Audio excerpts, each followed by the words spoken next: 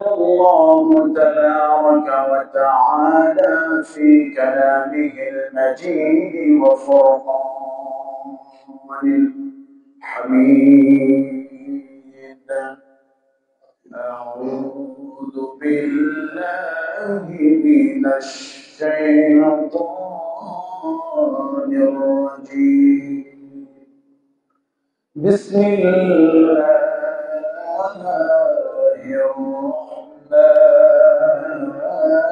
الرحيم. الذين إذا ذكر الله وجلت قلوبهم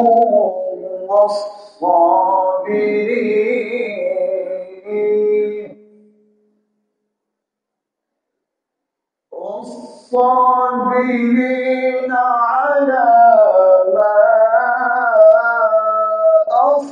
أصابهم والمقيم الصلاة ومما رزقناهم ينفقون.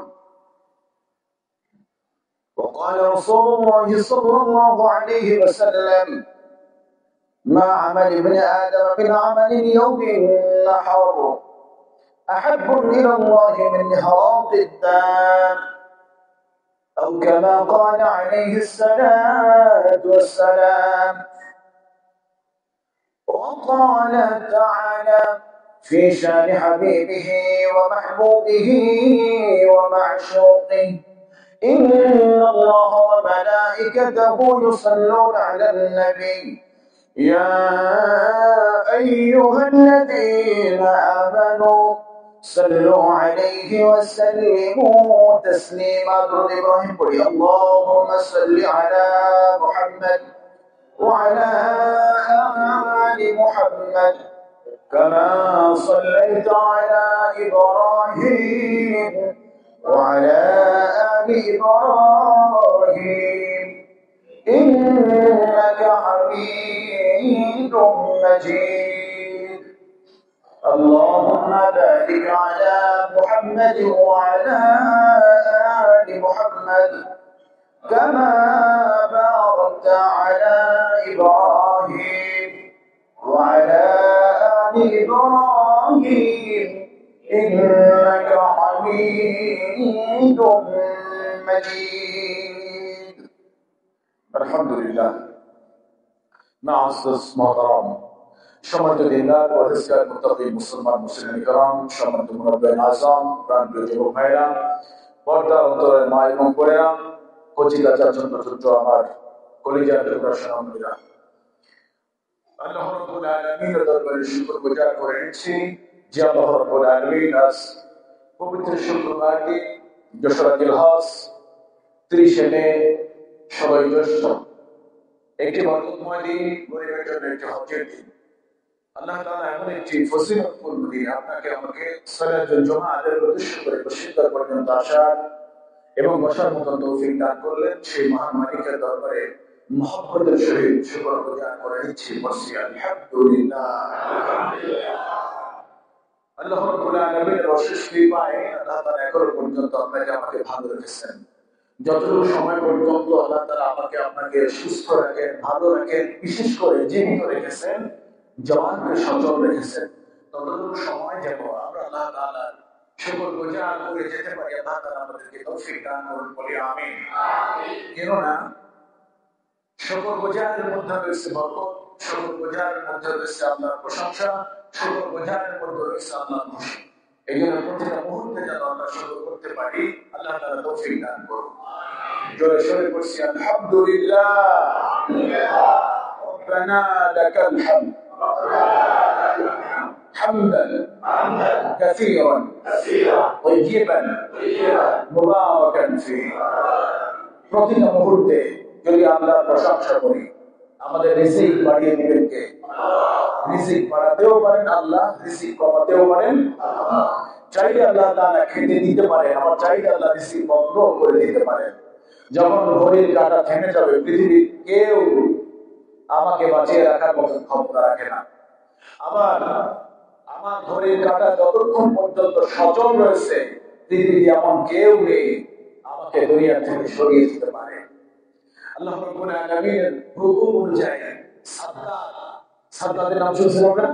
সাদ্দাত কিন্তু ভূমিষ্ঠ হয়েছে সমুদ্রের মধ্যে ভাসমান অবস্থায়। তার মা সেখানে একটা তক্তের উপরে তাকে কিন্তু জন্ম দিয়েছিলেন বা প্রসব করেছিলেন। সেই তত্ত্বের উপরে প্রসব করার সাথে সাথেই কিন্তু তার মা দুনিয়া থেকে বিদায় নিয়েছিলেন। আর নবজাতক সন্তান তত্ত্বের উপরে ছিল। আল্লাহ তাআলা সেই সন্তানকে বাঁচিয়ে রেখেছিলেন। জিবরাইল আলাইহিস সালাতু ওয়াস সালাম এ সময় খুব কেঁদেছিলেন, আল্লাহ তুমি এই মুহূর্তে তার মাকে নিয়ে গেলা, কিভাবে এই শিশুটি বাঁচবে?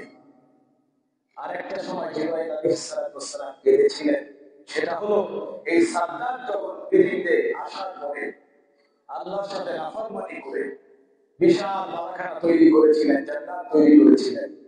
এত কষ্ট করে বানানোর পরে যখন মাত্র পা দিবেন, এই মুহূর্তে আল্লাহ তাআলা আজরাইলকে পাঠাইলেন। আজরাইল আলাইহিস সালাম যখন সন্তান জন্মের সাথে সাথে বললেন তার মায়ের জান কবজ করো, আজরাইল ছলছল করে কেঁদে দিচ্ছেন, চোখের পানি ছেড়ে দিয়ে বললেন, আল্লাহ এই মাত্র এই সমুদ্রের মধ্যে বাচ্চারা জন্ম দিল, তার মাকে এখন আমি জান কবজ করবো? বললেন করো। যখন জান্নাত বানাইলেন, মালাখানা তৈরি করলেন, যখন ঢুকবেন তখন বললেন, এখন সাদ্দাতের জান কবজ করো। তুমি কি চিনতে পারছো এই সাদ্দাতকে? এই লোককে? এই লোক হলো সেই লোক যার জন্মের পরে যদি কাজ ছাড়া সে বাঁচতে কি পারবে। সুতরাং এই কথা দ্বারা বুঝাইতে যাচ্ছে এইটা, আল্লাহ চাইলে মহাসমুদ্রের মধ্যে জন্মগ্রহণ করেও বাঁচিয়ে রাখতে পারেন, আর আল্লাহ চাইলে মালাখানা বানানোর পরেও সেখানে আমার থাকার জায়গা নাও হতে পারে। সে আল্লাহ আপনাকে আমাকে প্রতিটা মুহূর্তে পর্যবেক্ষণ করছেন, প্রতিটা মুহূর্তে চালাচ্ছেন, প্রতিটা মুহূর্তে শ্বাস প্রশ্বাস গ্রহণ করার মতো তৌফিক দিচ্ছেন। এই জন্য প্রতিটা নিঃশ্বাসে, প্রতিটা কথার মধ্যে সুবহানাল্লাহ, আলহামদুলিল্লাহ, লা ইলাহা ইল্লাল্লাহ, আল্লাহু আকবার, এই কথাগুলি বলতে পারবেন ইনশাআল্লাহ? আমার ভাইরা, এই কথাগুলি দ্বারা উদ্দেশ্য হলো আল্লাহর হাবিব সাল্লাল্লাহু আলাইহি ওয়াসাল্লাম বলেন, কিয়ামতের ময়দানে যখন নেকের পাল্লাগুলি হালকা থাকবে, আল্লাহ তাআলা এই কালিমার মাধ্যমে, এই কালামের মাধ্যমে, এই কথাগুলির মাধ্যমে তার নেকের পাল্লাটাকে ভারী করে দিবেন। সুতরাং প্রতিটা মুহূর্তে যেন আমরা আল্লাহর প্রশংসা করতে পারি, আল্লাহ তাআলা তৌফিক দান করুন। সম্মানিত ভাইরা, অনেক কথা বলার রয়েছে, যদিও ভূমিকাত কথা বলা যাবে না। আমরা গত 2 দিন ধরে আলোচনা শুনছিলাম কোরবানির ফজিলত সম্পর্কে, কোরবানি সম্পর্কে, ত্যাগ সম্পর্কে। আজকে আমরা কোরবানি কবুল হওয়ার জন্য যে শর্তগুলি রয়েছে আর কোরবানির মাধ্যমে আমাদের যে শিক্ষাগুলি রয়েছে এ সম্পর্কে সংক্ষিপ্ত আলোচনা শুরু ইনশাআল্লাহ। আল্লাহ তাআলা যেন আমাকে সংক্ষিপ্ত করে কথাগুলি উপস্থাপন করার তৌফিক দান করেন বলি আমিন।